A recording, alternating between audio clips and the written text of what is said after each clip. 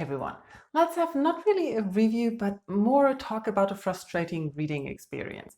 If you follow me around anywhere else but here, you know that I've been struggling my way all through January through The Iron Jackal by Chris Woody. This is the third book in the Catty J series. And as you know, this year I want to focus on finishing series. Normally I don't want to really put up reviews for sequels because I don't really know what to say about them most of the time without spoiling the other books, and I don't think there are such interesting videos to watch.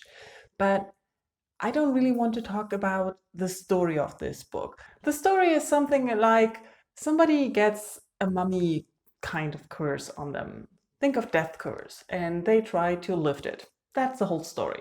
The full book is very action-packed. We jump from one action scene to the next and into the next adventure, into the next dire situation, and it's very fast-paced.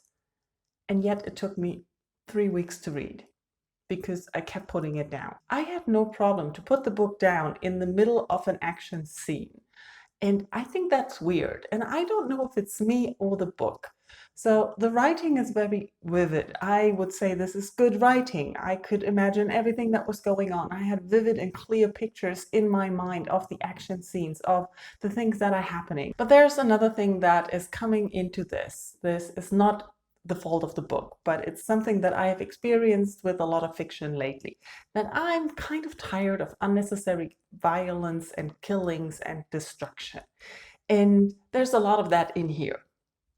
Nothing wrong with that. It's that kind of book where you run through a street and destroy everything around it just to escape from someone. We've all seen those scenes, and I usually enjoy them. But recently I've been less and less entertained by them. And Chris Wooding does something that I kind of found annoying. He kept pointing out what the characters felt in those scenes when they killed things or destroyed things. They didn't kill things, they killed people.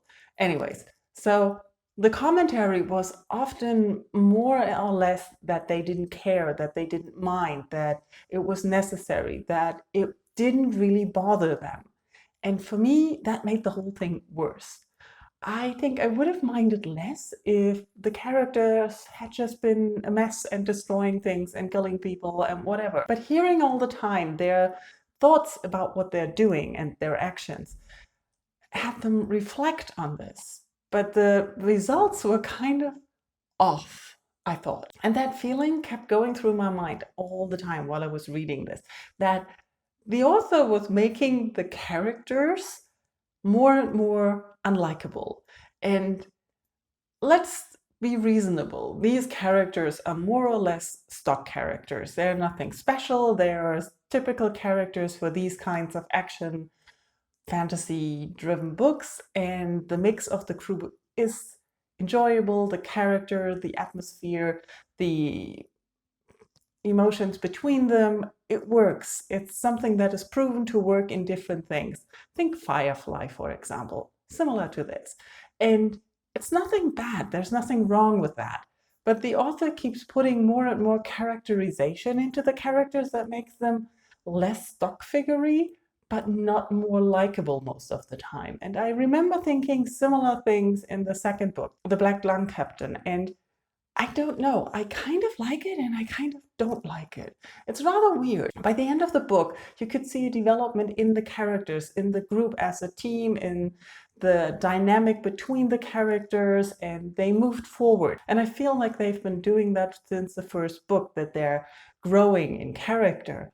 But somehow it doesn't make the books more entertaining, at least not for me. And that is a very frustrating experience because I expected to fly through this in a week or two and not being slogged down by it, by the writing, which is not bad, but actually rather good. And I like sort of that the more characteristics and reflection style of writing and characters in this type of book, but somehow it does take away from the reading experience. And I'm confused here. I don't even know what I'm talking about. This has been a lot of ramblings about nothing.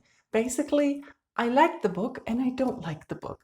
I like the writing and I don't like the writing. I like the characters. I like to see them grow, but it's sometimes painful to watch them being so careless.